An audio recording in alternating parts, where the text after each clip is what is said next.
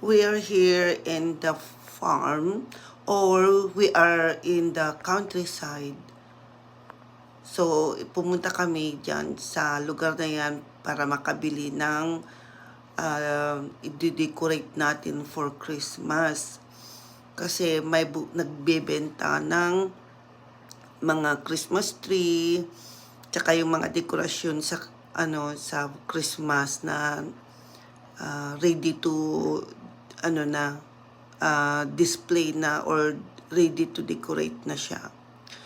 Pero ako, ang kinukuha ko kasi yung mga nagtanggalan ng mga Christmas tree, like yung mga branches na hindi nila kinukuha. So, yun ang kinukuha ko, mga kaibigan, para additional sa aking dekorasyon. Kasi napakamahal sa store pag bumili ka ng mga nagawa na. So, yung mga hindi pa naayos, ayun ang kinukuha ko para idagdagan ko ng mga dekorasyon para medyo maganda siya.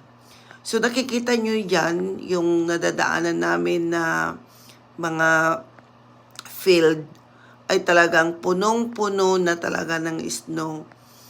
Yung field na yan ay cornfield, tsaka yung mga iba dyan na pinagtataniman ng ibang mga gulay like patatas, tsaka yung mga iba pa. So, ganitong itsura pag ganitong winter. Talagang nakukoveran na siya ng snow yung mga field namin dito.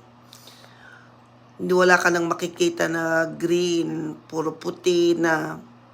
So, yan po talaga ang buhay talaga dito sa Canada. Kaya yung mga farmer, in 5 months ay talagang namamahinga sila. Hindi sila makapagtanim. Unless lang yung iba, mayroon silang mga greenhouse.